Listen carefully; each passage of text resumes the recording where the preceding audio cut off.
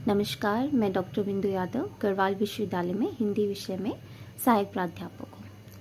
आज मैं जिस विषय पर बात करना चाहती हूँ वो है हिंदी साहित्य का भक्ति काल। पहले हम बात करते हैं इस काल के नामकरण की।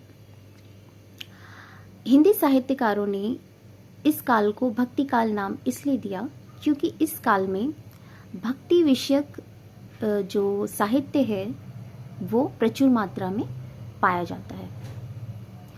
भक्ति काल में दो प्रमुख धाराएं थीं, एक सगुण भक्ति धारा और एक निर्गुण भक्ति धारा। इन दो धाराओं को भी दो अलग अलग उपशाखाओं में बांटा गया है। जैसे कि सगुण भक्ति धारा की प्रमुख उपशाखा है रामाश्रय और द्वितीय उपशाखा है कृष्णाश्रय।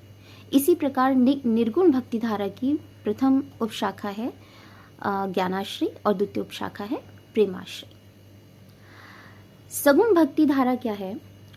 सगुण भक्ति धारा के जो भक्त कवि या साहित्यकार हुए हैं उन्होंने ईश्वर के साकार रूप की उपासना की है और ईश्वर को साकार रूप मानकर ही अपने साहित्य की रचना की है। जैसे कि मैं बता चुकी हूँ कि इसकी दो प्रमुख उपशाखाएं हैं, रामाश्रय और कृष्णाश्रय। रामाश्रय जो शाखा है, रामाश्रय शाखा में ईश्वर को मर्यादा पुरुषोत्तम श्री राम के रूप में मानकर उस समय के भक्त कवियों ने अपनी काव्य रचनाएं की थी।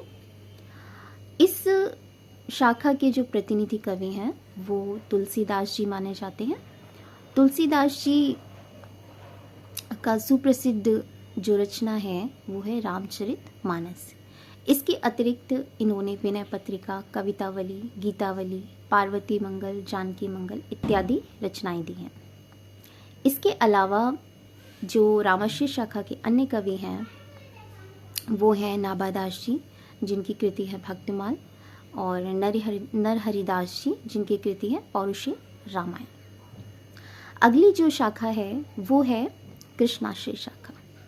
जैसा कि नाम से ही पता चल रहा है कि इस शाखा में ईश्वर को कृष्ण रूप में पूजा गया है। तो इस शाखा के जो भी साहित्य है उसके केंद्र में कृष्ण की भक्ति है। इस शाखा के जो प्रतिनिधि कवि हैं वे हैं सूरदास जी जिन्होंने सूर सारावली, साहित्य लहरी और सूर सागर जैसी रचनाएं दी हैं। इसके अतिरिक्त कृष्ण भक्त कवियों में मीराबाई का नाम लिया जाता है जिन्होंने गीत गोविंद टीका, राग गोविंद इत्यादि रचनाएं दी हैं। इसके अलावा रसखान जी हैं जिनकी प्रेम वाटिका और सुजान रसखान सुप्रसिद्ध कृतियां हैं। अगली जो भक्ति धारा है वो है निर्गुण भक्ति धारा। इस धारा के जो कवि रहे हैं, साहित्यकार रहे हैं, उन्होंने ईश्वर को निराकार माना है और ईश्वर को निराकार मानते हुए अपने साहित्य में उनका जो है परिचय दिया है। निर्गुण भक्ति धारा की भी दो उपशाखाएं हैं, ज्ञानाश्रय और प्रेमाश्रय। अब ज्ञानाश्रय शाखा क्या है? ज्ञानाश्रय जो शाखा है उसमें ईश्वर प्राप्ति का मार्ग या माध्यम जो है वो ज्ञान को माना गया है, अर्थात ज्ञान के माध्यम से ईश्वर को प्राप्त किया जा सकता है। इस धारा के कवियों का ये मानना था। इसके प्रतिनिधि जो कवि हैं वो हैं कबीरदास जी जिनकी रचनाओं का संकलन उनके प्रिय शिष्य धर्मदास जी ने बीजक नाम से संग्रहित किया था, जिसमें कबीरदास जी की साखी, सबद और रमैनियाँ संग्रहित हैं। कबीर के अतिरिक्त इस धारा के प्रमुख कवियों में नाम आता है सुंदरदास जी का जिन्होंने सुंदर विलाप की रचना की है और दादू दयाल जी जिन्होंने अंगवधु की रचना की है। अगली जो शाखा है वो है प्रेमाश्रय शाखा। इस शाखा के जो प्रतिनिधि कवि हैं वो हैं मलिक मोहम्मद जायसी जिन्होंने प्रेम के माध्यम से ईश्वर की उपासना की है। प्रेमाश्रय शाखा के कवियों ने परमात्मा को प्रेमी और जीवात्मा को प्रेमिका के रूप में माना है।